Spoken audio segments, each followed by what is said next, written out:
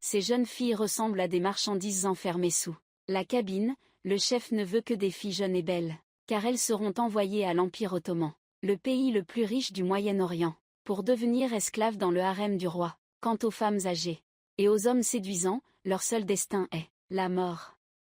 Même s'ils ont résisté avec acharnement, ils n'ont pas pu échapper à leur sort d'esclaves. Ici, les privilèges symbolisent le statut des femmes, tant que le sultan les traite bien. Ce qu'ils obtiennent sera encore plus. Les nouvelles arrivées ne peuvent que rester dans le hall, regardant les concubines au-dessus. Maintenant elles sont les servantes les plus basses, doivent obéir aux ordres du harem 24 heures sur 24. À peine entrées dans le harem, elles doivent se mettre en rang, portant seulement un morceau de tissu blanc pour se couvrir. Ensuite les servantes inspectent le corps de chacune. Pour éviter, ils avaient quelques cicatrices disgracieuses, ce qui affectait l'humeur du roi. Ils vérifiaient même leurs parties intimes, pour voir si elles étaient intactes. La fille servant le roi devait être vierge, sans aucune imperfection. Après les avoir examinées, elles étaient envoyées dans une salle de bain spéciale, assises sur une marche en pierre. Elles versaient une louche d'eau sur leur corps depuis la tête. Après avoir fini de se laver, ils doivent toujours être gérés selon un style militaire. Chacun est obligé de se tenir debout sur son lit, pour recevoir les vêtements distribués par les supérieurs. En regardant les concubines élégantes au 2e étage, Hurrem est extrêmement jalouse.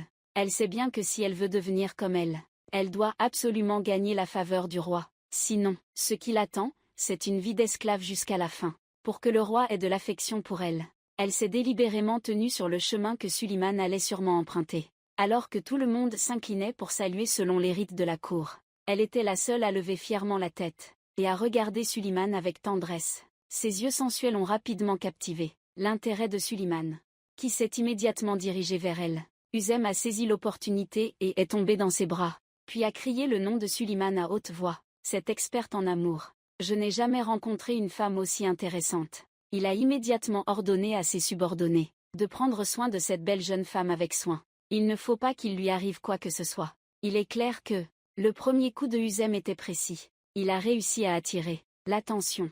Suliman continue en utilisant ses mouvements gracieux pour gagner son cœur. Ce soir, prépare-toi et maquille-toi pour être ravissante. Apparaît à la fête de Suliman. Danse avec les autres filles. Mais sur la piste de danse, il y a tellement de monde. Je crains que Suliman ait du mal à remarquer ta présence. Huzem, profite de la fin de la danse pour te lever et exécuter une danse en solo. Ton corps élancé et ta posture sensuelle ont offert un véritable festin visuel. Une sensation nouvelle pour la salle. À ce moment-là, elle ressemblait à une fée, ce qui empêchait Suleiman de détourner le regard. Il ne s'attendait pas à ce que dans ce monde, il existe encore une fille aussi belle et captivante. À cet instant, son cœur a été entièrement conquis par Huzem. Après la fin de la musique, il sortit un mouchoir de la poche de sa veste, et le lança doucement sur Huzem. Ce soir, il voulait seulement que cette fille dorme avec lui. À ce moment-là, Huzem ne pouvait pas cacher son air satisfait. Enfin, elle avait l'occasion de s'échapper de cette vie d'esclave, répugnante. Cependant, la nouvelle qu'elle avait été choisie pour partager la couche du sultan arriva rapidement à Taïmaï, la favorite de Suliman. Elle ne permettrait certainement pas que cela arrive. Elle voulait que Suliman lui appartienne exclusivement. Elle ordonna immédiatement à sa servante de convoquer Hurrem auprès d'elle. Puis, elle lui offrit une grande quantité d'or et de bijoux, espérant ainsi que Hurrem ne s'approche plus de Suliman. Mais Hurrem n'est pas aussi naïve. Elle sait très bien que l'autre partie utilise cette richesse pour acheter une opportunité de se rapprocher de son roi, alors qu'elle n'a qu'à s'appuyer sur le grand arbre Suleiman, et elle est certaine qu'elle vivra une vie paisible par la suite. Ici, à ce moment-là, elle pourrait même demander la lune. C'est pourquoi elle a immédiatement refusé Maï. Puis elle est retournée au bain pour un massage complet. Ce soir, elle est déterminée à conquérir Suleiman. À ce moment-là, Suleiman ne cesse de penser à Hurrem. Tant d'années. C'est la première fois que je suis fascinée par une fille comme ça. Maintenant, j'attends avec impatience l'activité de ce soir. Mais je ne m'attendais pas à ce que ce soit Maï qui vienne. En voyant l'autre personne, Suliman était très déçu. Mais pour ne pas blesser Maï, il n'a eu d'autre choix que d'accepter tout en silence. Ainsi, le pauvre Huzem a été chassé. La première occasion de partager la chambre avec Suleiman a été prise par Maï. Elle jure que, plus tard, elle ne la laissera jamais en paix. Huzem, furieuse, retourne dans sa chambre. Son air abattu attire rapidement l'attention des personnes présentes dans la pièce. Ils se moquent tour à tour de son inutilité. Il s'avère qu'elle n'a même pas pu coucher avec Suleiman avant d'être renvoyée. En entendant cela, Uzem jure intérieurement qu'un jour, elle fera en sorte que ces personnes s'agenouillent à ses pieds. Maï vient de se réveiller, et voit une bague en diamant, très brillante sur la table. À ce moment-là, elle pense que c'est un cadeau de Suliman, préparé pour elle, alors elle l'essaie. Mais juste après, Suliman la ramène à la réalité, en lui disant de ne pas rêver de choses qui ne lui appartiennent pas. Cette bague, il veut l'offrir à quelqu'un d'autre. En entendant cela, le visage de Maï devient soudainement sombre, parce qu'elle ne voulait pas être embarrassée. Elle a dû mentir en disant qu'elle avait quelque chose à faire et est partie. Pendant ce temps, Suliman est retourné à la table pour polir à nouveau sa bague. Peu après le départ de Maï, il a immédiatement appelé le grand vizir Paza, pour le réprimander de ne pas se concentrer sur son travail. Hier soir était si important, et pourtant il a laissé Maï entrer, alors qu'il aurait dû passer la nuit avec cette femme séduisante. Et finalement, tout s'est terminé ainsi, avertit-le qu'à l'avenir, il ne devra plus laisser ses erreurs se produire à nouveau, sinon, qu'il ne me blâme pas. Maï, après avoir été appelée à partager la couche impériale, rayonnante, est venue se vanter de son exploit, devant l'impératrice douairière. L'impératrice douairière était également ravie de voir que Maï avait retrouvé sa position. Pour elle, trouver une concubine qui soit digne, écouter est plus important que tout. De plus, maintenant Maï est aussi la mère biologique du grand prince héritier. Son statut est encore plus noble. Peu de temps après, Suliman est venu avertir sa mère qu'à l'avenir, elle ne devait pas s'immiscer dans ses affaires de cœur. Maintenant, il n'a en tête que l'image de Hurrem. Si hier soir sa mère n'avait pas manigancé, il aurait peut-être déjà pu profiter du sentiment d'intimité avec Hurrem. Après avoir quitté la place de sa mère, il ordonna immédiatement à ses serviteurs de préparer le maquillage pour Uzem. Ce soir il doit accomplir une grande affaire, qu'il n'a pas terminée hier soir. La femme de chambre à côté lui rappelle, Uzem, de toujours se souvenir que son statut est celui d'une esclave, et de faire de son mieux pour satisfaire le roi. Ce soir est le rêve de tant de jeunes filles. Si elle peut rendre le roi heureux, elle recevra certainement des récompenses spécifiques. Plus important encore, chaque jeudi sera le jour où Magie sera convoquée au palais. En entendant cela, il semble que Uzem ait compris ce qu'elle devait faire. Ensuite, elle est entrée dans la chambre du roi, laissant Suliman stupéfait. Cela faisait longtemps qu'il n'avait pas vu une femme aussi belle. Uzem a continué à jouer la comédie en simulant un évanouissement, pour que Suliman la porte jusqu'au lit, mais il l'a appelée plusieurs fois. Uzem ne réagissait toujours pas. Je pensais que Uzem était malade, et je m'apprêtais à sortir chercher un médecin pour la soigner. Mais quand je me suis retournée, Uzem m'a retenu par la main. Ce geste de Uzem a complètement séduit Suliman. Les deux sont restés dans la chambre, passionnés. Paza, dehors, jouait de belles mélodies pour eux. Cela ajoutait une touche d'émotion à leur soirée. Ainsi, Uzem est resté avec le roi jusqu'au matin. Il faut savoir qu'à part la concubine Maï, qui était favorisée, les autres concubines ne venaient que pour satisfaire les désirs du roi. Puis elle est partie en silence. Aujourd'hui, Uzem a fait exception. Dès le matin, l'humeur de Maï était déjà mauvaise en apprenant la nouvelle que Uzem avait été choisi par le roi. La sultane mère lui a conseillé d'être généreuse. Ce ne sont que des choses insignifiantes. Pour devenir une concubine du roi, il faut avoir une grande capacité de tolérance. D'ailleurs, aujourd'hui est aussi le jour où elle doit passer la nuit avec Suliman. Tu ne peux pas te présenter devant lui avec ce visage. Maï soupira d'impuissance après avoir entendu cela. Cependant, elle ignorait totalement que, même son jeudi si important, avait été pris par Uzem. À ce moment-là, Uzem s'amusait encore avec Suliman. Les deux se câlinaient comme un couple de jeunes mariés, sans quitter la chambre de la journée. De son côté, Maï se maquillait avec enthousiasme, pour passer la nuit de noces avec celui qu'elle a toujours désiré. Quand une servante est venue annoncer que Uzem n'avait pas encore quitté la chambre du roi, Maï, en l'apprenant, entra dans une colère noire. Elle ne pouvait pas croire qu'une simple servante de la campagne ose prendre sa place. Elle décida de donner une leçon mémorable à Uzem, après avoir présenté une pièce qu'elle avait elle-même écrite pour divertir le roi. Hurrem retourna dans sa chambre, annoncer une nouvelle importante à tout le monde.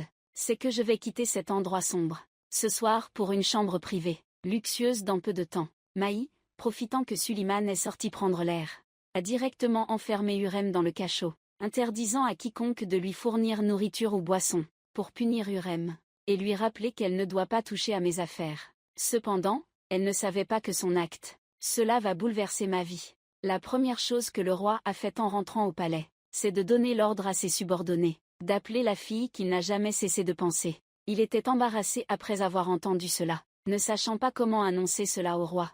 Voyant son hésitation et son bégaiement, le roi a commencé à douter. Après l'avoir interrogé, il a appris que Husain avait été emprisonné. En entendant cela, il s'est immédiatement mis en colère, et a ordonné à ses subordonnés d'amener Husain ici. Sinon sa petite vie serait en danger. Il a couru précipitamment vers la prison, pour ramener Husain au roi. Suliman était très peiné de voir l'état fragile de Husain.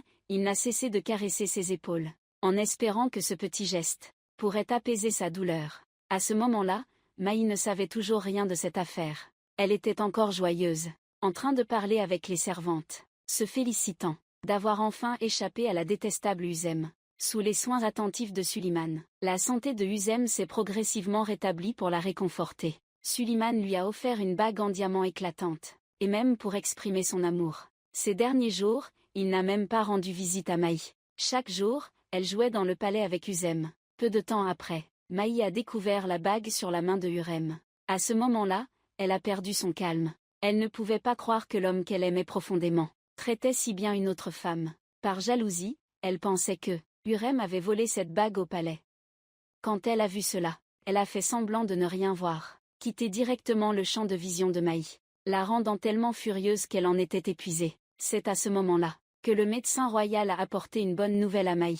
Elle était enceinte d'un fils héritier pour le roi. En entendant cela, Maï était ravie. Elle a rapidement oublié tout ce qui la contrariait, pensant qu'à l'avenir, elle pourrait compter sur l'enfant dans son ventre, pour regagner l'affection du roi. Husain dans le harem a rapidement appris que Maï était enceinte. Sa main trembla involontairement.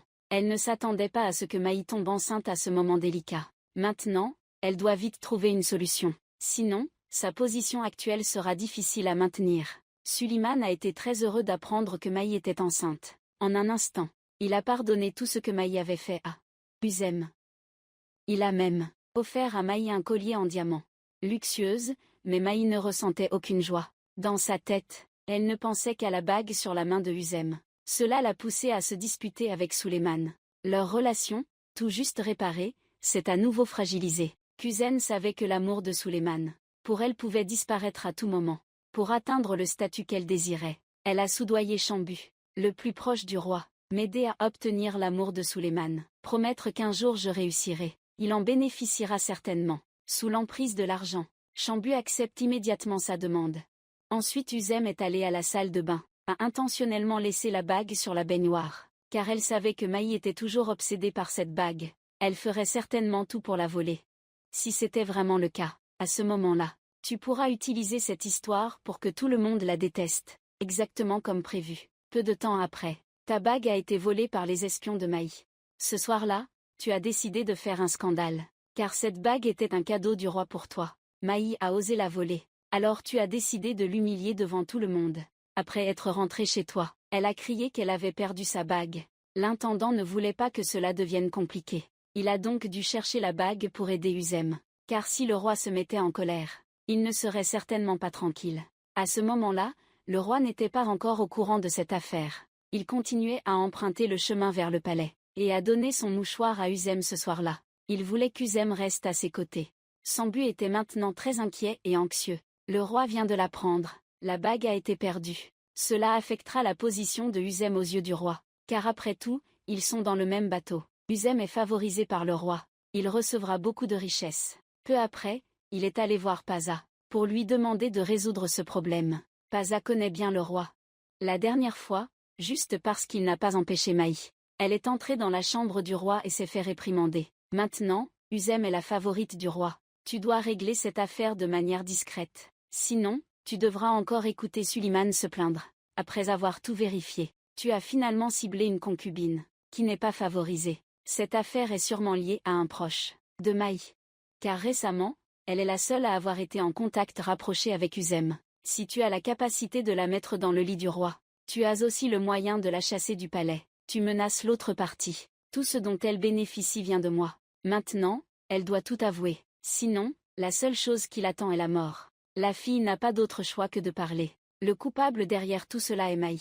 Asa, sachant que son statut ne lui permet pas de s'opposer à la concubine, la plus favorisée par le roi. Elle est donc allée voir la reine-mère, en espérant qu'elle puisse intervenir pour régler cette affaire. La reine-mère a ordonné au majordome de transmettre un message à Maï, disant qu'elle avait une urgence et qu'elle avait besoin de Maï immédiatement. Après le départ de Maï, le majordome a rapidement intercepté la servante de Maï, et lui a demandé de remettre la bague de Uzem, sinon la reine-mère lui ferait payer cher. La servante, n'ayant pas d'autre choix, a dû remettre la bague au majordome.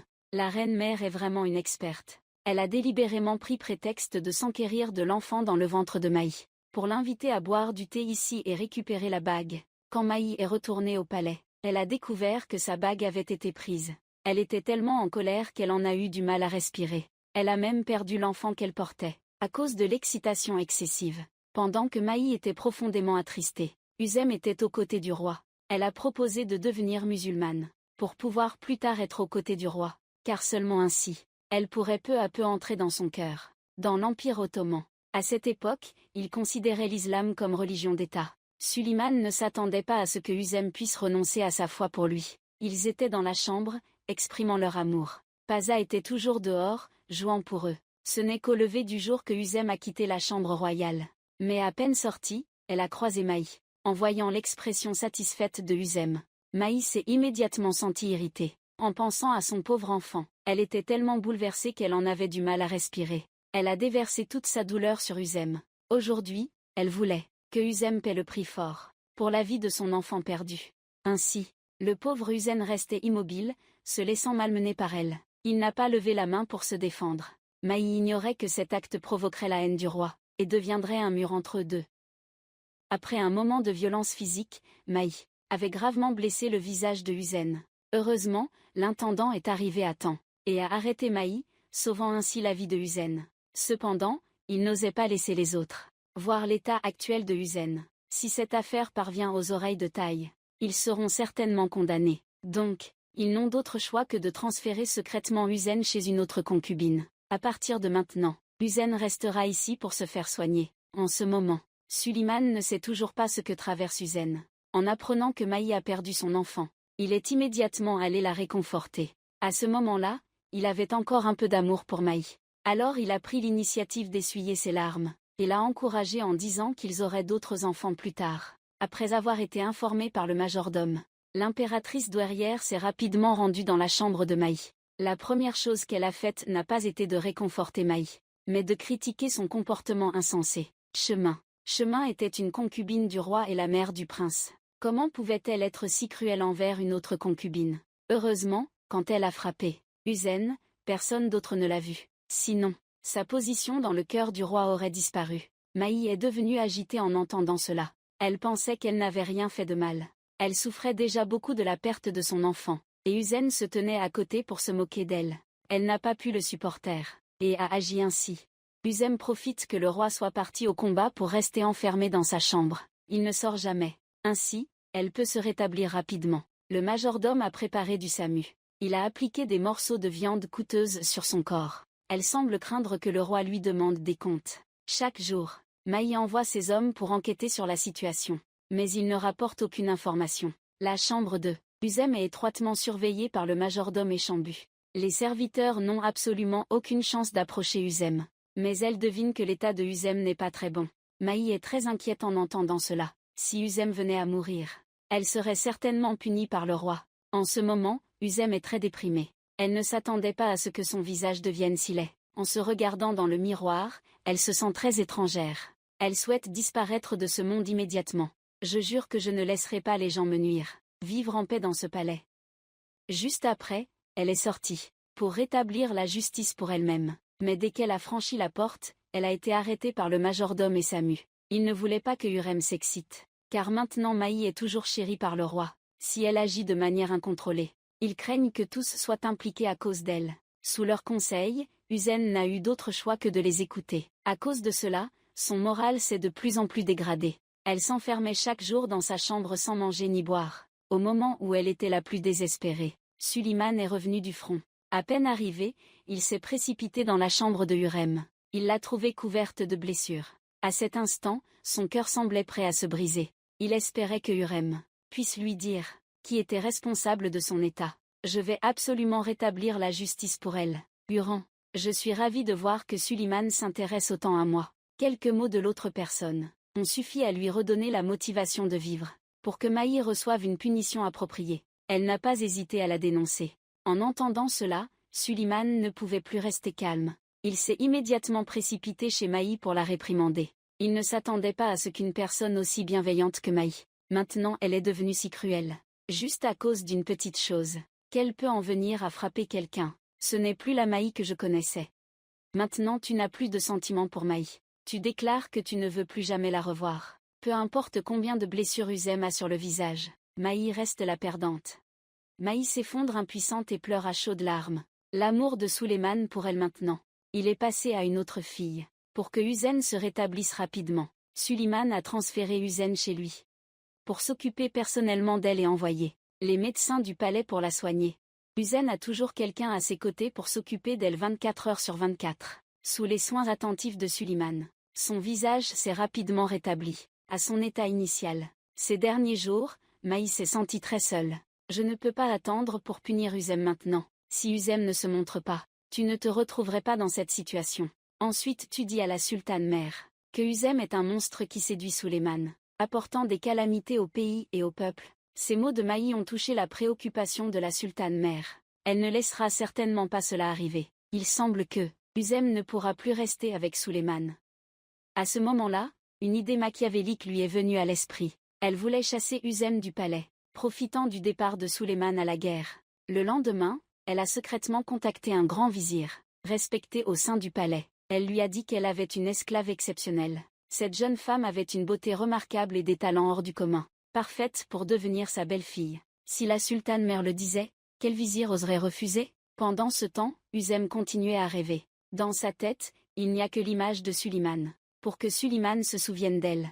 Elle a même ordonné à une servante d'écrire une lettre d'amour pour elle. Chaque phrase, chaque mot dans la lettre exprime son désir ardent. À peine avait-elle fini d'écrire que le majordome est entré en disant qu'elle devait se préparer rapidement. Maintenant, l'impératrice douairière a une bonne impression d'elle, et elle veut la rencontrer dans le jardin. Elle doit absolument être bien habillée, sinon, cela serait considéré comme un manque de respect pour elle. Uyên était très heureuse d'entendre ces mots. Elle ne s'y attendait pas. La reine-mère avait reconnu sa place à la cour, et l'avait invitée à admirer les fleurs avec elle. Un peu plus tard, elle est arrivée au jardin pour montrer son élégance. La reine-mère observait Hurrem en silence, sans dire un mot car aujourd'hui, elle était la vedette. Je ne devrais pas voler la vedette à Hurrem. Le fils du grand ministre se cache dans un coin pour observer Hurrem. Depuis l'apparition de Hurrem, il n'a pas pu détacher ses yeux d'elle.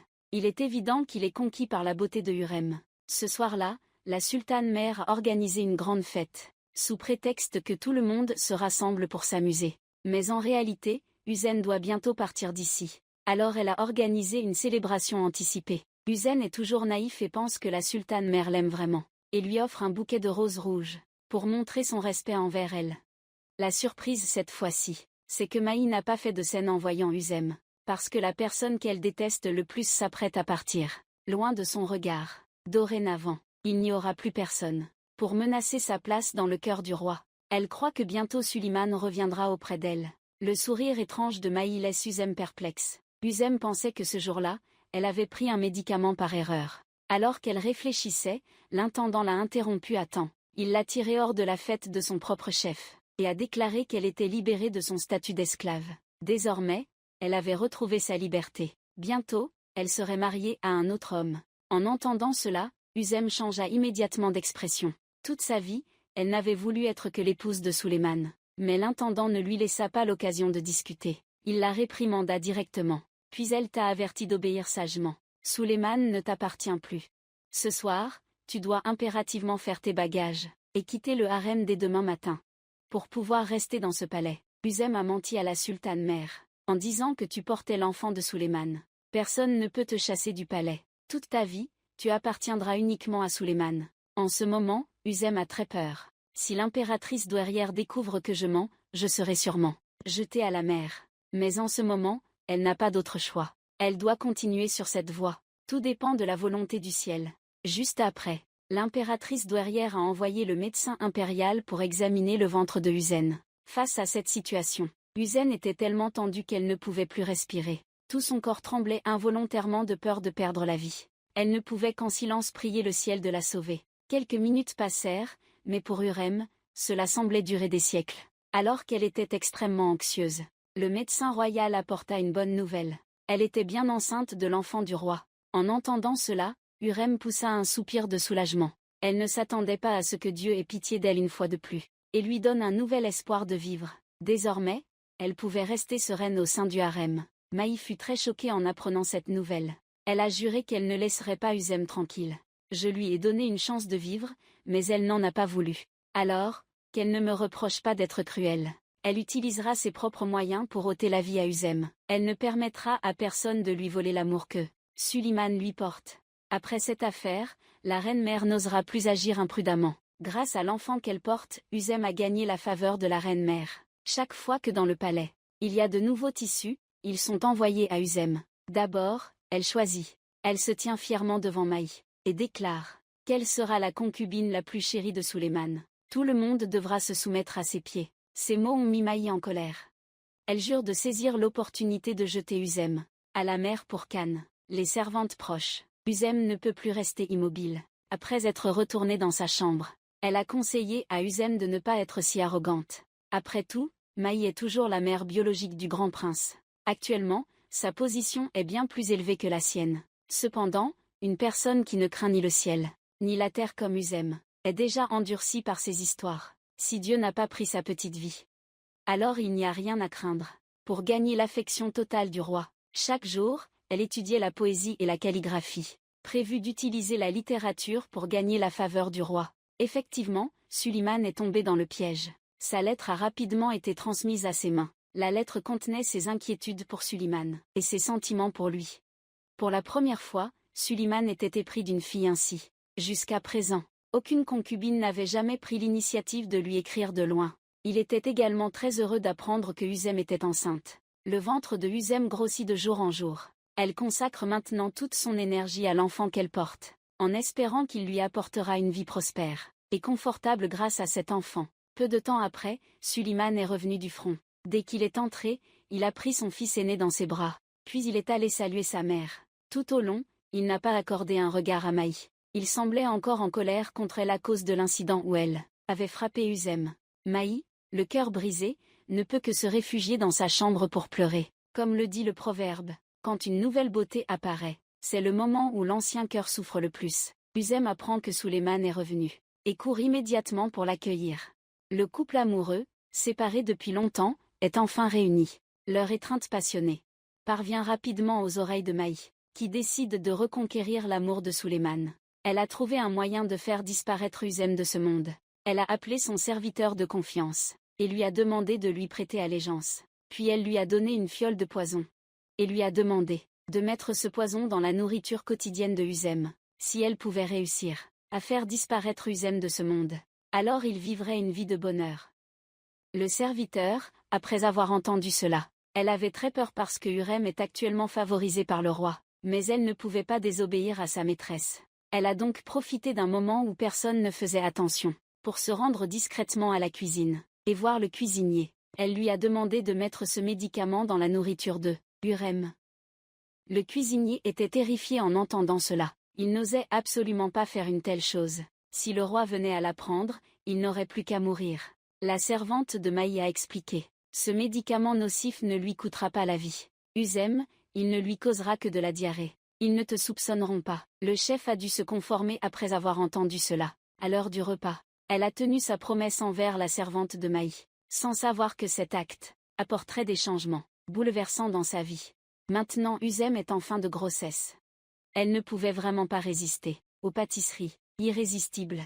La nourriture venait à peine d'être servie, qu'elle se mettait à manger avec voracité. Cependant, alors qu'elle allait finir de manger, elle a soudainement ressenti des vertiges. Puis elle est tombée dans les bras de Suleiman. À ce moment-là, Maï était dehors, près de la porte, à écouter ce qui se passait. Je ne sais pas si cette bouteille de médicament est déjà dans l'estomac de Huzem. Elle prie Dieu de l'aider à porter. Elle est dans la chambre maintenant, c'est très chaotique. Tout le monde essaie de sauver Huzem. Heureusement, Huzem a une grande chance et a finalement surmonté la crise. Cela a rendu Suleiman extrêmement furieux. Il ne sait pas qui a mis le médicament dans le gâteau. Si je n'avais pas fait attention et mangé ce morceau de gâteau, les conséquences auraient été désastreuses. Cette personne ne voulait pas seulement nuire à Huzem, mais voulait aussi s'en prendre à ma vie. Alors il a immédiatement appelé Paza, et lui a demandé de trouver le coupable. Derrière tout cela, à tout prix, après une enquête, Shahpaza a rapidement ciblé le chef cuisinier. Cependant, le serviteur de Maï est arrivé avant lui.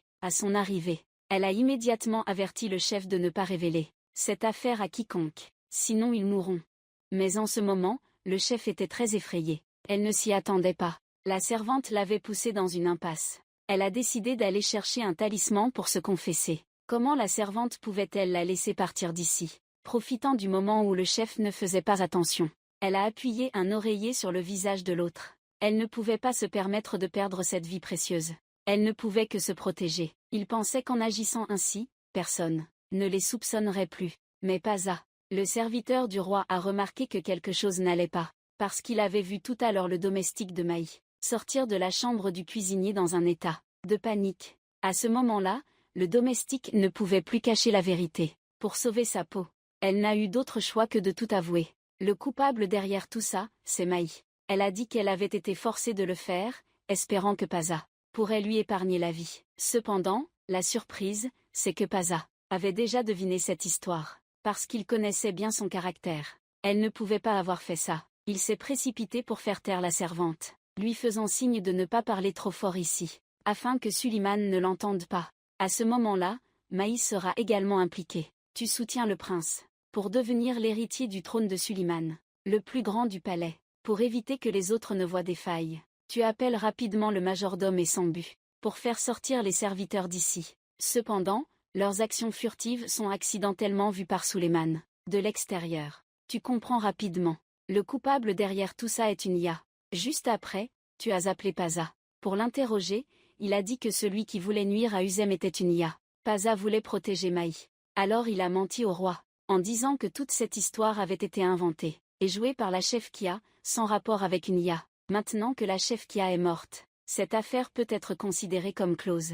Ces paroles de Paza a fait perdre la confiance du roi en toi et t'a averti de ne pas te croire trop intelligent. J'avais déjà deviné qui était le véritable coupable. Ces paroles du roi ont failli terrifier Paza au point de disparaître. Pour venger sa concubine préférée, Suliman s'est immédiatement rendu auprès de Maï. À ce moment-là, elle ne pouvait que faire semblant de ne rien entendre. Calmement, elle berçait son fils pour qu'il s'endorme et lui disait « Papa et maman seront toujours à tes côtés. Personne ne pourra jamais séparer les trois d'entre eux. » Cette remarque a touché un point sensible chez Suliman. Il semble qu'il ait encore des sentiments pour Maï. De plus, il ne veut pas que le prince soit affecté par Maï. Alors il a finalement laissé tomber cette affaire. Peu de temps après, le roi lui a trouvé un nouveau logement. Cette maison est encore plus luxueuse que celle de Maï. Une rivale irréconciliable pour elle. En particulier, Uzem a même amené son amie proche pour vivre avec elle. Elle voulait que son amie puisse rester à ses côtés en toute tranquillité, en tant que servante. Ainsi, plus tard, elle pourra rester ici et profiter de la vie avec moi. À ce moment-là, mon amie a annoncé qu'elle s'était convertie à l'islam. Comme Uzem l'a entendu et s'est très énervée, pensant que l'autre voulait s'opposer à elle. Depuis ce jour, elle a souvent provoqué des problèmes avec mon amie. Pendant les repas, elle lui faisait goûter tous les plats, parce qu'elle avait peur que son amie mette du poison dans sa nourriture, comme Maï. Son amie était très contrariée en entendant ces paroles.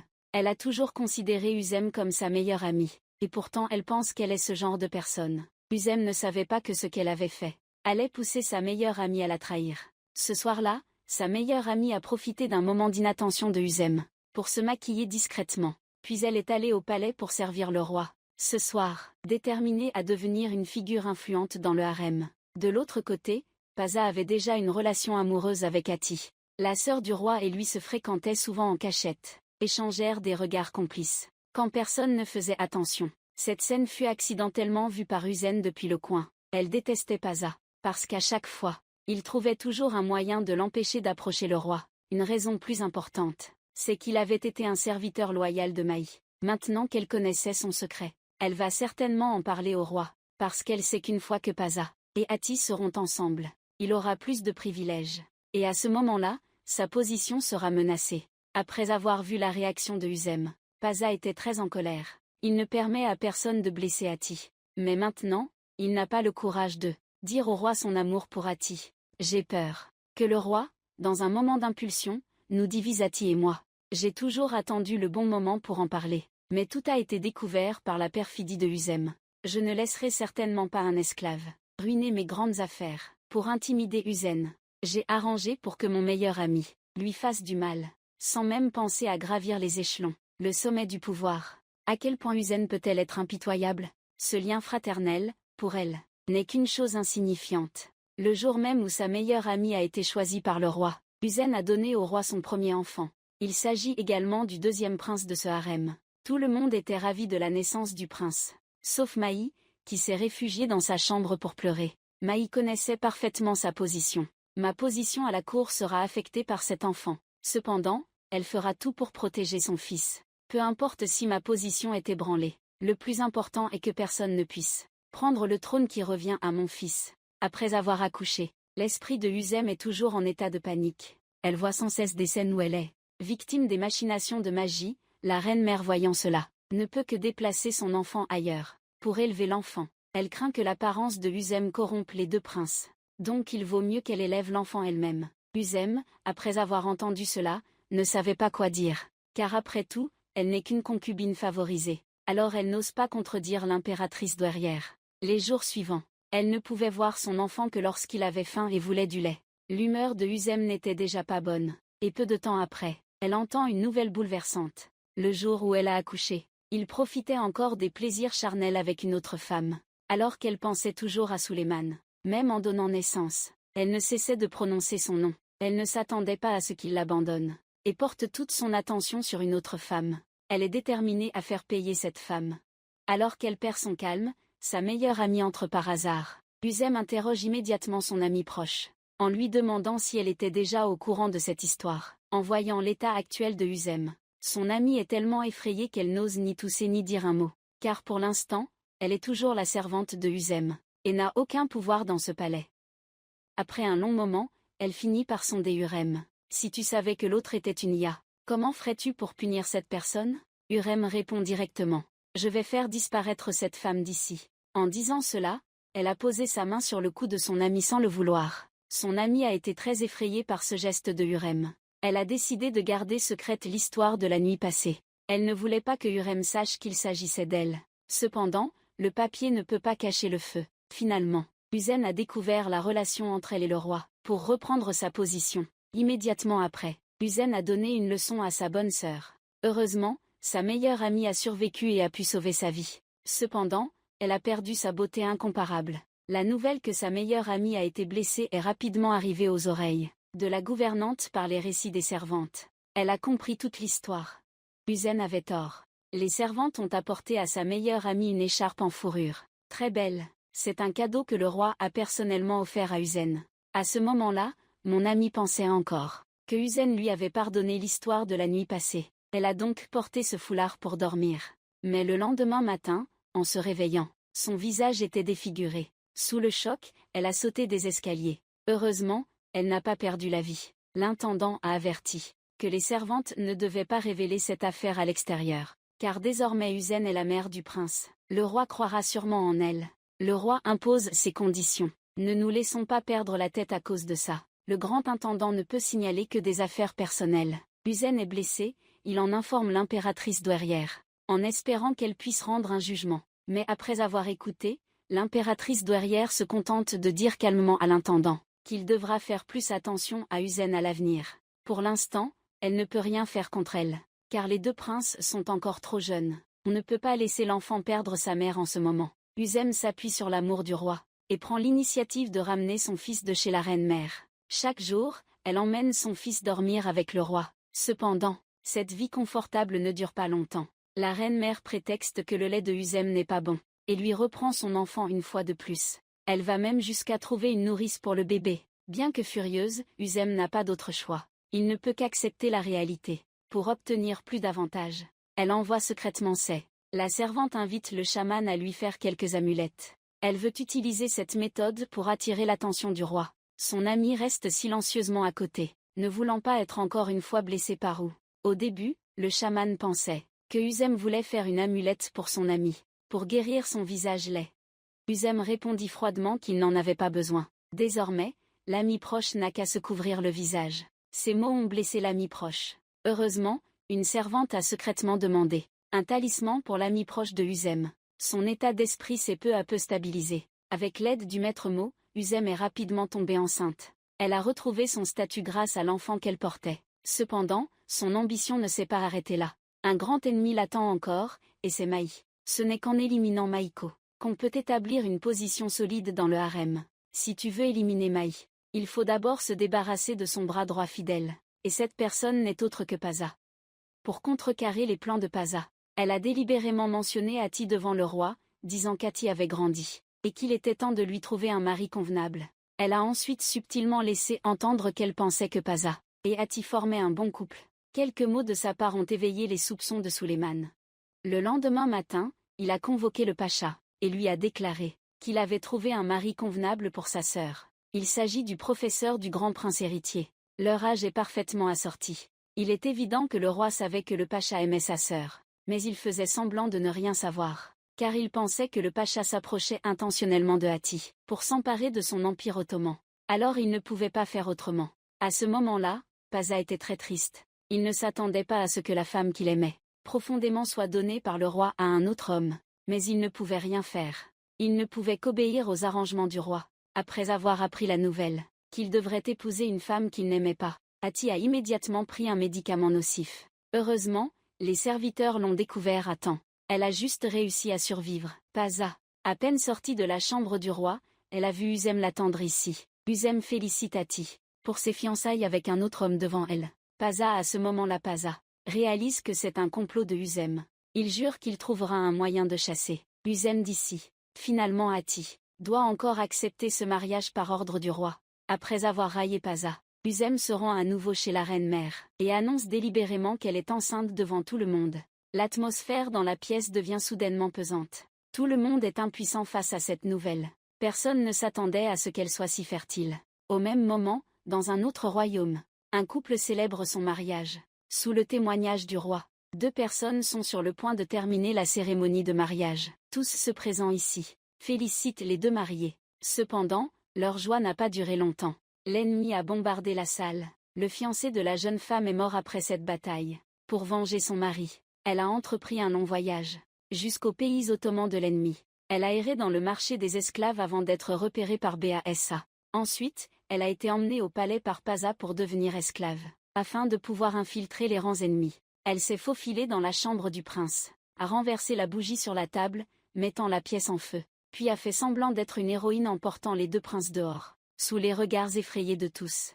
Uzem a vu l'état débraillé de son fils, et a immédiatement blâmé Maï pour tout. Elle pensait que tout était de la faute de Maï, le fils de Sé. Après avoir parlé, elle a même voulu la frapper, qui aurait pensé que son action serait critiquée par Suleiman. Bien qu'il n'ait pas parlé à Maï depuis longtemps, il a toujours tenu son fils aîné en haute estime. Il ne permet à personne de calomnier son fils ainsi, même si c'est la femme qu'il aime le plus. Après avoir parlé, il a pris son fils aîné devant Uzem. Le fils cadet pleurait à côté. Il a fait semblant de ne pas entendre. Cet acte de Suleiman a blessé Uzem. Après cette mise en scène qu'il a orchestrée lui-même, les mains de l'ennemi ont été gravement brûlées. Mais son action a rapidement gagné la confiance de Maï. En particulier, Maï a même envoyé quelqu'un pour soigner ses blessures. Son courage a également profondément touché l'impératrice douairière. Peu de temps après, elle a été acceptée comme servante par l'impératrice douairière. Servir cette femme et se convertir à l'islam, cela signifie aussi qu'à l'avenir, tu auras une chance de devenir l'une des femmes du roi. Profitant du moment où elle préparait la table, elle a discrètement pris un couvert sur la table, en pensant en secret qu'un jour, elle utiliserait cette arme pour tuer le roi ottoman et venger son fiancé. De son côté, la situation de Uzem n'était pas facile non plus. Elle a passé la nuit à se tourner et se retourner, incapable de dormir. Il suffit de penser à ce qui s'est passé hier soir pour qu'elle se sente mal à l'aise. Elle ne peut se confier qu'à son petit enfant. Elle pensait que Suleiman n'aimait plus Maï. C'est pourquoi elle lui a parlé durement. Mais à sa grande surprise, Suleiman avait encore des sentiments pour elle. Elle doit absolument trouver un plan parfait pour regagner l'amour de Suleiman. Depuis lors, Uzem souffre souvent de troubles émotionnels. Elle ne permet à personne de s'approcher de son fils, quand je n'étais pas là, parce qu'elle pense que toutes ces personnes font ça, dans le but de nuire à son fils. Comme Maï, son amie proche, qui a entendu la dispute, et est immédiatement intervenue pour conseiller Uzem. Ici, personne ne peut leur faire de mal. Alors elle devrait baisser sa garde. Uzem a éclaté de rire sarcastiquement en entendant cela. Même son meilleur ami l'a trahi. Pendant qu'elle accouchait, Si elle monte furtivement dans le lit du roi, à qui peut-elle encore faire confiance? Son amie n'a pu que garder le silence, n'osant pas discuter de cela avec Husaine, pour sauver sa propre vie. Malheureusement, Husaine n'a pas encore fait la paix avec Suliman. Il a conduit ses soldats au front pour réprimer la révolte. Pour que le roi se souvienne toujours de lui, Husaine a demandé à une servante d'écrire une lettre pour elle. Le contenu de la lettre était rempli d'éloges qu'elle adressait à Suliman, et quelques phrases exprimant des sentiments tirés des livres. Après plusieurs mois à gravir des montagnes et traverser des mers, finalement, le facteur a livré la lettre d'amour de Husaine à Suliman. En lisant son contenu, l'humeur de Suliman était très joyeuse de rencontrer une âme sœur sur la même longueur d'onde. Husaine a une fois de plus regagné l'affection de Suliman, grâce à son intelligence. En attendant le retour de Suliman, le deuxième enfant de Husaine est né sans encombre, devenant la princesse de l'Empire ottoman. Cependant, il semble que Husaine ne soit pas très heureuse de voir que le bébé est une fille. Au fond d'elle-même, elle pense toujours que les garçons sont plus importants que les filles, car ce n'est qu'en ayant un fils que sa position à la cour deviendra solide. Maï était extrêmement heureuse d'apprendre la nouvelle, heureusement que Husaine a donné naissance à une fille pour hériter Husaine. Elle a rapidement préparé une somme d'argent, des bijoux pour la servante, pour qu'elle puisse sortir, et les distribuer aux autres concubines du palais, et leur annoncer que Husaine a donné naissance à une fille. Quelque temps après, Husaine s'est délibérément bien préparé le jour où Maï devait être visitée, car elle pensait que ce soir, elle remplacerait Maï.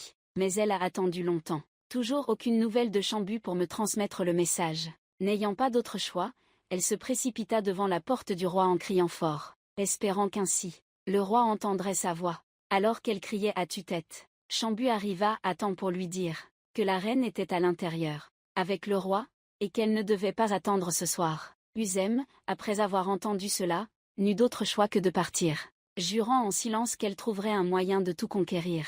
Les sentiments du roi. En ce moment, Maï est traitée froidement par le roi. Il a passé la nuit avec elle, juste pour ne pas contrarier sa mère. Depuis longtemps, il ne ressent plus de nouveautés avec Maï. Maintenant, elle n'est plus que la mère du grand prince héritier. Ainsi, Maï a perdu l'occasion de dormir avec le roi, pour ne pas être moquée par Husaine. Tôt le matin, elle est venue voir Husaine pour insister sur le fait qu'elle était la reine et pour la mettre en garde. À l'avenir, elle devrait connaître sa place. Qu'elle ne pense pas toujours à vouloir la surpasser. Peu importe ce qu'elle ferait, elle ne pourrait pas changer la vérité. Elle reste une esclave de basse condition. Husaine pensait qu'après jeudi, elle serait convoquée par le roi. Mais à sa grande surprise, les jours suivants, le roi allait toujours dans la chambre de Maï, car le fils aîné était malade. Juste au moment où Husaine réfléchissait désespérément à un moyen d'approcher le roi, dans le palais, un grand événement s'est soudainement produit. Il s'avère que la nuit dernière, une servante qui ne s'entendait pas avec toi a été assassinée par quelqu'un. Ils ont enquêté toute la journée, mais n'ont rien trouvé. Finalement, ils n'ont pu que désigner Husaine comme le principal suspect. L'impératrice douairière a toujours détesté Husaine. Comment pourrait-elle laisser passer cette opportunité? Peu après, elle a parlé de cette affaire au roi, pour qu'il rende son jugement. Le roi, informé, s'est mis en colère. Il déteste le plus quand il y a une femme cruelle à ses côtés. En pensant à Husaine tuant d'autres concubines pendant sa cécité, il a eu des frissons dans le dos. Il a averti Husaine de ne pas se comporter de manière tyrannique dans son palais. Ici, on ne tolère pas les personnes cruelles. Même si Husaine s'est agenouillée pour s'expliquer. Je n'ai rien à voir avec cette affaire. J'espère que le roi pourra me pardonner. Mais le roi refuse d'écouter. Le lendemain matin, Husaine a dû quitter le palais somptueux et déménager avec son meilleur ami dans l'ancien palais, où le roi avait autrefois résidé. Inutile de dire que Maï était ravie. À ce moment-là, Husaine était indignée, tous les jours assise sur le canapé, écrivant toutes les frustrations et les injustices qu'elle doit endurer sur du papier. Elle ressent aussi la nostalgie de son roi, et écrit beaucoup de mots tendres. Sa lettre est rapidement parvenue à Suliman. Suliman a été très ému en lisant la lettre. Mais même s'il manque beaucoup Husaine, il ne peut pas la ramener.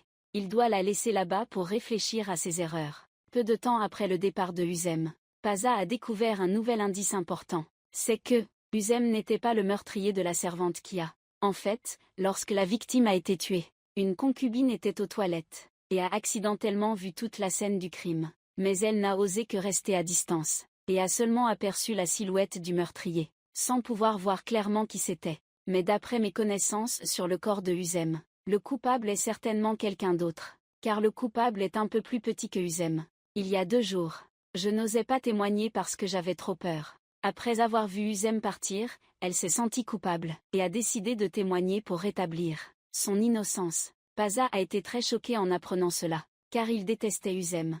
Je ne m'attendais pas à ce que quelqu'un se lève pour témoigner en sa faveur. À ce moment-là, il a soudainement eu une nouvelle idée. Si Uzem est innocente, le roi a toujours des sentiments pour elle. Alors, je vais utiliser cette affaire pour qu'elle me doive une faveur. Ainsi, elle n'osera plus jamais s'opposer à moi. Pour empêcher que cette affaire parvienne aux oreilles du roi, il a ordonné à ses gens de se taire immédiatement. Sinon, il utiliserait ses propres moyens pour les faire disparaître. Il n'y avait pas de place pour l'enterrer. Le lendemain, tu es allé chercher Uzan, en disant que tu avais un moyen de la ramener au palais. Mais d'abord, elle devait accepter une condition de ta part. C'était d'embrasser la robe de la reine Maï devant tout le monde, et de déclarer qu'elle serait à jamais l'esclave de Maï, et qu'elle lui resterait toujours fidèle.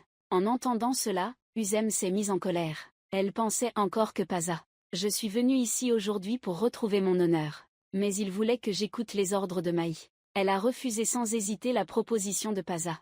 Voyant cela, Paza n'a eu d'autre choix que de partir, mais peu après, Uzem a changé sa décision. Ce soir-là, son fils n'arrêtait pas de pleurer. Hati, la sœur du roi, en voyant cela, a discrètement emmené le bébé auprès de Uzem pour qu'elle le calme. Alors que Uzem était heureuse de retrouver son enfant, Hati lui a apporté une nouvelle bouleversante. C'était parce que ses fiançailles avaient été annulées à cause de Paza, qui avait sauvé la vie du roi sur le champ de bataille.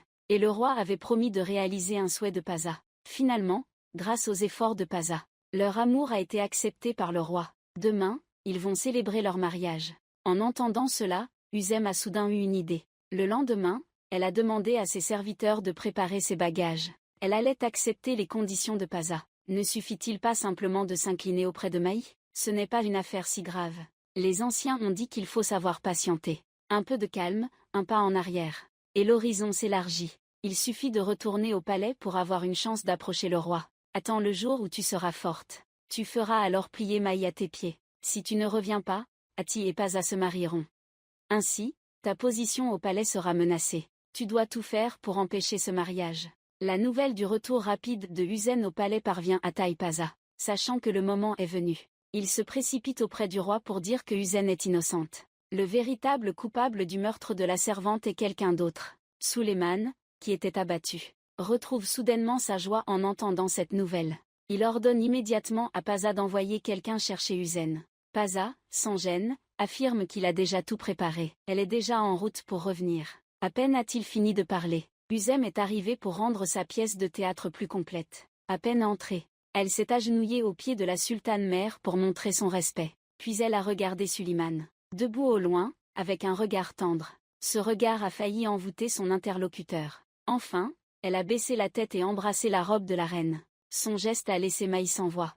Maï ne comprenait pas ce que Uzem cherchait à faire. Elle pensait même qu'elle voulait lui obéir. Mais peu de temps après, elle a été ramenée à la réalité par une gifle. Uzem avait déjà promis à Paza qu'à partir de maintenant, elle écouterait Maï, et qu'elle ne ferait rien pour lui nuire. Mais sa promesse n'a duré que quelques heures. Le soir même, elle a volé l'occasion de Maï d'être reçue par le roi le jeudi soir, et a invité le roi dans sa chambre pour s'exercer. L'ennemi, voyant Uzem revenir, était très déconcerté. Elle savait bien que si elle ne faisait rien, le roi serait à nouveau ensorcelé par Uzem.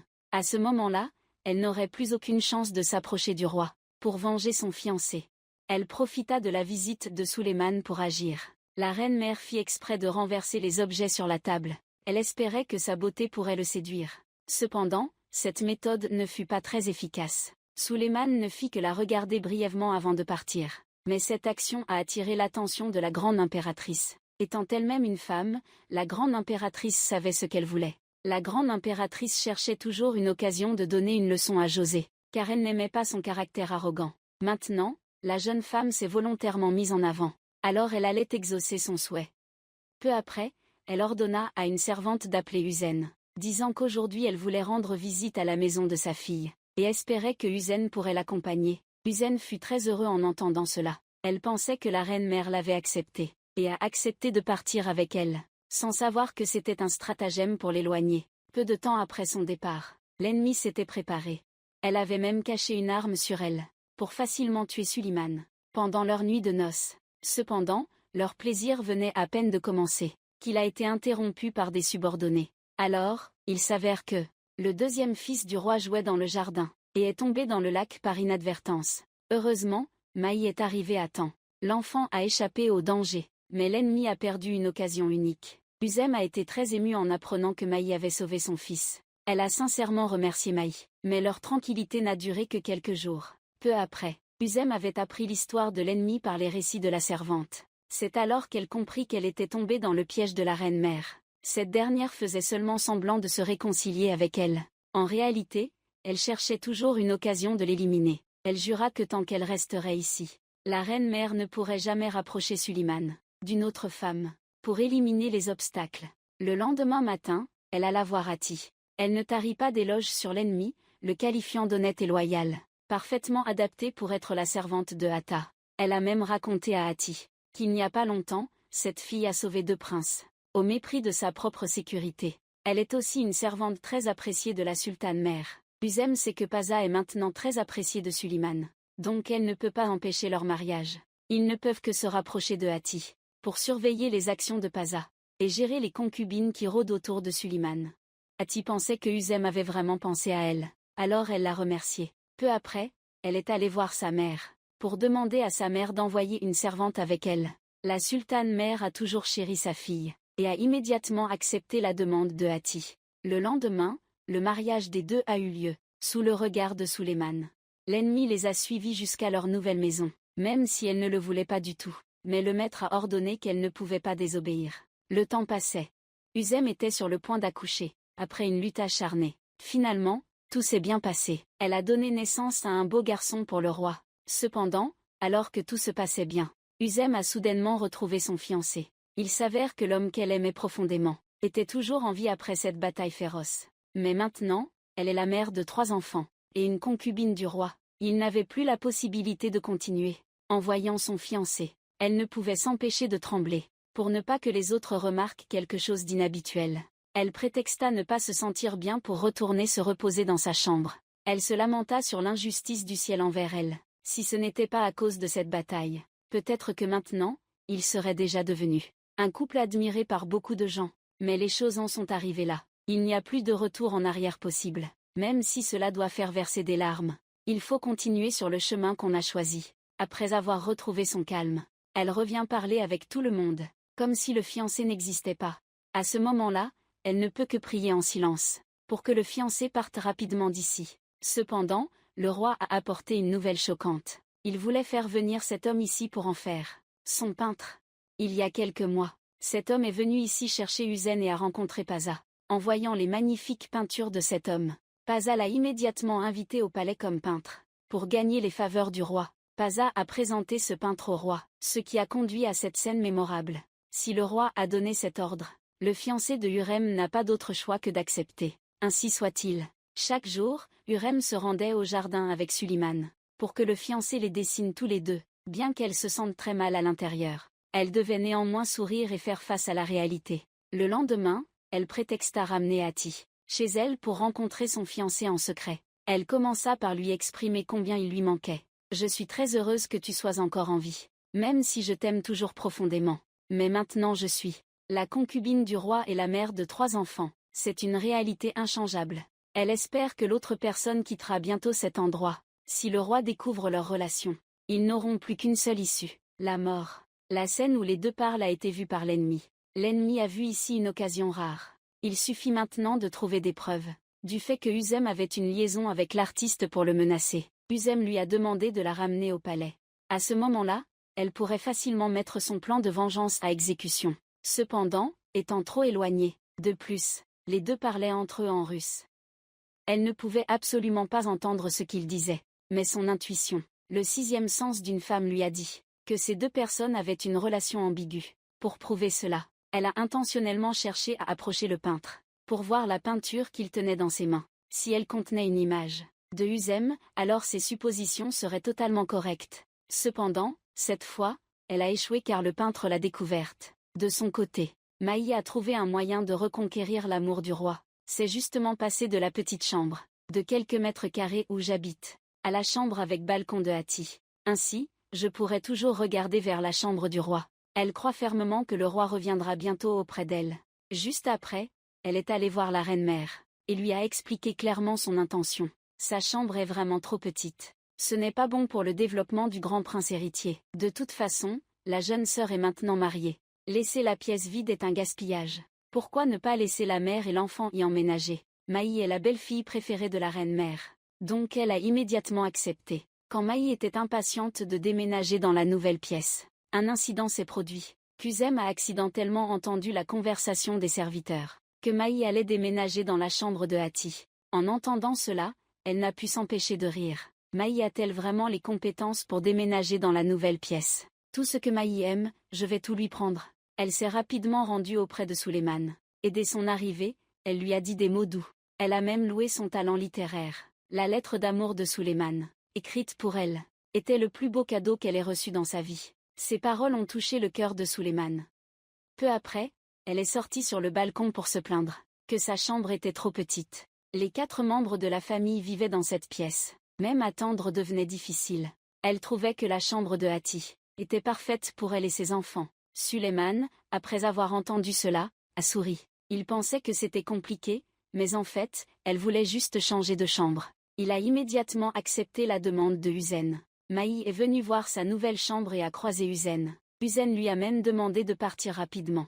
Maï, après avoir entendu cela, a éclaté de rire. Elle a déclaré qu'elle avait déjà demandé à la reine-mère de déménager ici. Maintenant, c'est Huzen qui doit partir d'ici. Huzen a fièrement dit à Maï qu'elle avait déjà demandé la permission au roi. Le roi lui-même a donné son accord pour qu'elle déménage ici. Maï était dévastée en l'entendant. Elle lui a volé l'amour que le roi lui portait. Et maintenant, elle ne lui laisse même pas une chambre. Maï, furieuse, est allée voir la reine-mère pour discuter, en espérant qu'elle trouverait une solution pour l'aider. La reine-mère lui a conseillé de rester patiente, car la voix de la reine n'a pas autant de poids que celle du roi. Si le roi a déjà rendu son jugement, alors nous n'avons plus rien à dire. Maï, je ne m'attendais pas à ce que même la reine-mère défende Huzen. À cet instant, tu souhaites vraiment que Huzen disparaisse d'ici. Mais la dernière fois, tu as empoisonné Huzen, ce qui a laissé une mauvaise impression au roi. Maintenant, tu n'oses plus agir de cette manière. Les jours suivants, Huzen allait toujours jouer sur le balcon, le visage satisfait d'Elran. Maï tellement furieuse qu'elle en reste sans voix. Heureusement, elle a à ses côtés un fils brillant, ce qui lui permet de maintenir sa position. Cependant, elle garde rancune envers Huzen. Alors elle se rend immédiatement chez la servante de Huzen, et déverse toute sa colère sur elle, car elle soupçonne que le changement de chambre est dû au fait qu'elle ait informé Huzen, ce qui a permis à Huzen de lui prendre sa chambre. En même temps, elle a averti l'autre partie de lui obéir sagement. Si elle ne voulait pas perdre la vie, elle devait tout lui rapporter, tout ce qu'elle avait appris de Huzen. Pour protéger la vie des serviteurs, il n'y avait pas d'autre choix que de se conformer. Le lendemain, le roi a organisé une chasse pour élargir les horizons de son fils. Il n'y avait que 3 personnes. Moi et la mère de Maï sommes sortis ensemble. Qui aurait cru que cette affaire serait rapidement portée à l'oreille de Huzem? Bien sûr, elle ne laisserait pas Maï et Suliman avoir l'occasion d'être seuls ensemble. Peu de temps après, elle est allée voir Suliman, lui demandant de nous laisser, moi et son fils, aller chasser avec eux, promettant en même temps d'être toujours à côté des enfants, pour les protéger comme un garde du corps. Bien que Suliman ait promis d'accompagner Maï, il n'a vraiment pas pu résister au charme des femmes, et a finalement dû refuser poliment Maï pour partir avec Huzem. Le lendemain, un serviteur a remis une lettre à Huzem, et à son fiancé comme d'habitude. Mais à sa grande surprise, Sambu l'a découvert. Peu après, Sambu a rapporté l'affaire à Paza. Grâce au témoignage du serviteur, il a compris toute l'histoire. Il s'avère qu'avant de partir, le peintre voulait voir Huzen, la personne que j'aime pour la dernière fois, à 15 heures demain au bassin rocheux. Alors il a demandé à un serviteur de lui transmettre la lettre. Paza était très heureux d'apprendre cela. Il détestait déjà profondément Huzen, et maintenant, il avait une bonne occasion de l'éliminer. Bien sûr, il ne laisserait pas passer cette chance. Pour ne pas éveiller les soupçons, il a délibérément demandé au serviteur de remettre la lettre à Huzen, faisant semblant que rien ne s'était passé. Le lendemain, il a conduit Théo et un groupe de gardes secrets à se tenir dans un coin pour observer les moindres mouvements de l'artiste. Dès que Huzen apparaîtrait, il donnerait l'ordre d'arrêter les deux immédiatement. Cependant, à leur grande surprise, ils ont attendu une demi-journée, sans voir la moindre trace de Huzen. Paza ne pouvait plus attendre. Il a directement ordonné à ses hommes d'arrêter l'artiste. À ce moment-là, Uzen n'était toujours pas au courant de tout cela. Réfléchir encore et encore. Je pense toujours qu'il vaut mieux ne pas rencontrer mon ex, car si le roi apprend cela, ils seront finis. Finalement, elle est allée voir la reine-mère pour admirer les fleurs avec eux. Le lendemain, profitant de l'absence de Maï, Uzem a pris l'initiative de se lier d'amitié avec les concubines du harem. Les concubines ont remarqué la position de Uzem, qui allait bientôt surpasser Maï. Alors elles ont décidé de l'écouter. Quand tout le monde s'amusait, la servante de Maï a amené le fils de Uzem, en disant à Uzem de surveiller son enfant. Alors juste là, fils. Uzem avait renversé l'encrier sur le cahier du prince héritier, vu par une servante qui passait, qui n'aimait pas Uzem. Elle a ramené le garçon à Uzem pour créer des problèmes, mais cette action a mis Uzem en colère. Uzem, s'appuyant sur son statut actuel dans le palais, se moquait de Maï inutile, ne s'attendait pas à laisser son serviteur ici comme un clown. Le serviteur humilié par Uzem pensait à l'apparition de Uzem rend Maï, son maître, traité froidement par le roi. Elle est extrêmement en colère. Elle ne permet pas à son maître d'être écrasé par un esclave, dominé. Alors cette nuit-là, elle est entrée en cachette dans la chambre de Uzem. Elle a brandi l'arme et l'a lancée vers le lit. Elle pensait que si Uzem quittait ce monde, Maï retrouverait l'amour du roi. Mais finalement, elle a découvert que tous ses efforts précédents étaient en vain. Car ce soir-là, Uzem était avec le roi.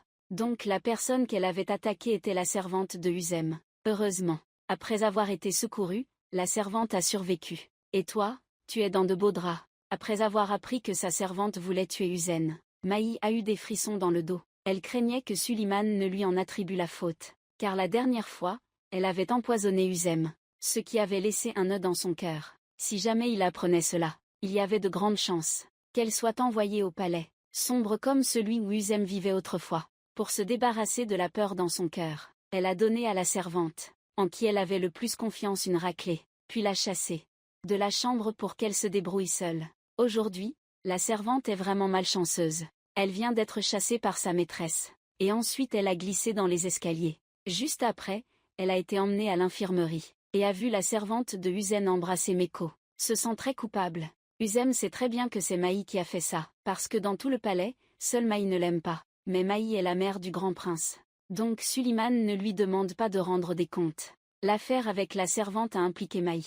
Elle s'est à nouveau retrouvée éloignée par le roi. Chaque jour, elle ne peut que pleurer dans sa chambre. Quant à Uzem, à peine sortie d'une épreuve, elle fait face à un nouveau choc lié à son ancien amour. Bien que Paza ne puisse pas attendre d'apparaître, mais après avoir pressé le peintre, il a découvert quelques indices sur cette affaire. Uzem et le peintre étaient amis d'enfance. Ils formaient un couple admiré de tous au village. Alors qu'ils allaient se marier, la guerre a éclaté. À cause de la beauté de Uzem, elle a été enlevée par les gens de l'Empire ottoman, et lui a été gravement blessée par l'ennemi. Alors qu'il se reposait sur son lit, il a fallu des mois pour que sa santé se stabilise à nouveau. Mais au fond de lui, il ne pouvait pas arrêter de penser à Uzem. C'est pourquoi il n'a pas hésité à braver le danger pour venir la chercher. Il ne s'attendait pas à découvrir qu'elle était déjà devenue une concubine du roi. Il savait bien qu'ils n'avaient plus aucune chance d'être ensemble. Alors avant de partir, il voulait juste voir Uzem. Une dernière fois, il a supplié Paza de lui épargner la vie. En vérité, il n'y avait rien entre eux. En entendant cela, Paza a eu une idée. Le lendemain, il a appelé Huran. Ensuite, il a amené l'artiste de la prison devant elle. Puis il a sorti une bouteille de poison de sa poche. Il l'a versée sur les yaourts. Maintenant, il a donné deux choix à Huran. Le premier est de manger docilement les yaourts devant elle. Alors il gardera le secret. Son fiancé pourra quitter cet endroit sans problème. Le deuxième est qu'elle peut continuer à résister. Je vais informer le roi de cette affaire, de votre ambiguïté avec le peintre immédiatement. Selon la loi de l'Empire ottoman, vous serez pendu par le roi. Vos enfants ressentiront de la honte d'avoir une mère comme vous. Pacha conseille à Huren de bien réfléchir. Après avoir parlé, il se retourne et s'en va. À ce moment-là, Hurrem est tellement effrayée qu'elle manque de s'évanouir. Elle ne comprend pas pourquoi elle est accusée de quelque chose avec le peintre. Et pourtant elle continue d'être opprimée par Paza. Hésitante, l'artiste lui a arraché le médicament nocif de la main. Puis il a dit au revoir tendrement à Uzem, avant de quitter ce monde.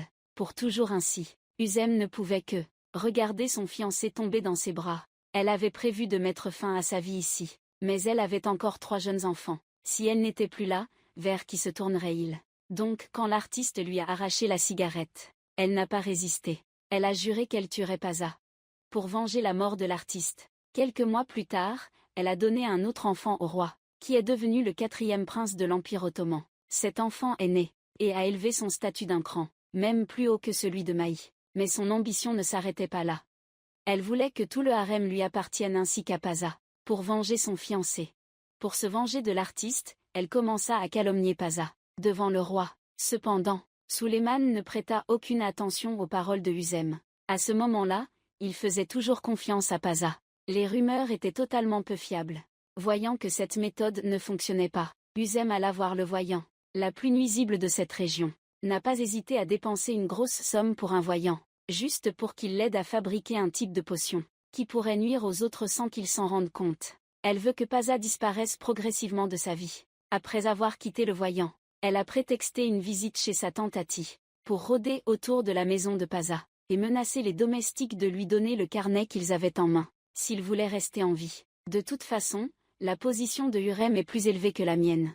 Les serviteurs n'avaient pas d'autre choix que de lui donner le carnet. À ce moment-là, Hurrem a découvert que c'était le journal de Paza. Cela signifie qu'il ouvrait ce carnet tous les jours. En y pensant, elle a eu une idée. Immédiatement après, elle a donné l'ordre à son serviteur le plus fidèle, de voler le journal dans le bureau de Paza. Attention, ne divulguez absolument pas cette affaire à qui que ce soit. Il suffit qu'elle accomplisse sa mission. Je lui offrirai une rémunération adéquate. Bien sûr, si elle échoue, je l'enverrai rejoindre ses ancêtres. Cette affaire doit réussir, l'échec n'est pas une option. Ensuite, le serviteur a prétexté que la petite princesse, la fille de Huzem, voulait qu'elle emmène la fillette chez Ati, pour jouer pendant qu'il ne faisait pas attention, et s'est discrètement glissée dans la chambre de Paza. Prends un morceau de tissu. J'ai préparé ce journal pour l'envelopper. Kuzen était ravie de récupérer ce journal. Finalement, elle avait trouvé un moyen de se débarrasser de ce cruel Paza. Elle se précipita vers le lieu de rendez-vous avec le voyant. Elle donna le journal à l'autre personne avant de quitter les lieux. Le voyant sortit un flacon. Il trempa légèrement un cure-dent à l'intérieur, puis appliqua le cure-dent imbibé sur le journal, et récita une incantation. Il suffit que Paza ouvre ce carnet, et il se mettra à saigner du sirop à cause du poison. Puis il quittera lentement ce monde. Une fois que tout sera terminé, Huzem enverra un serviteur rendre cet objet à son propriétaire. Ce soir-là, Ati a donné à Paza leur premier enfant, mais juste après l'accouchement, un grave incident s'est produit. Les voies respiratoires du bébé étaient obstruées, si bien qu'à sa naissance, il n'a pas poussé un seul cri. Voyant que le bébé était sur le point de ne pas survivre à cause de l'étouffement, Huzem a immédiatement retourné le bébé, puis a utilisé son doigt pour enlever l'objet étranger de la bouche de l'enfant. Grâce à l'aide de Huzem, le bébé a poussé son premier cri. En voyant cela, Paza a prononcé ses premiers mots de remerciement à Huzem. Je lui dois une faveur. À l'avenir, si elle a besoin de quelque chose, je ferai tout mon possible pour l'aider. En entendant cela, Huzem a simplement souri légèrement. Tu n'as pas besoin, Paza, doit me dédommager de quoi que ce soit. Maintenant, elle veut juste que son fiancé revienne à la vie. Dans sa tête, elle ne pense qu'à prendre la vie de Paza, pour venger son ancien amour. Cependant, elle n'a encore rien fait, qu'un grand événement se produit au palais. Sulayman profite de son inattention, pour secrètement fréquenter une autre belle femme en banlieue. Il passe même ses journées à sortir avec elle, ce qui signifie que Huzem a encore du travail à faire. Maintenant, tes ennemis ne sont pas seulement Maï et Paza, mais aussi la nouvelle maîtresse du roi. Comment vas-tu riposter pour réussir à chasser ces belles femmes de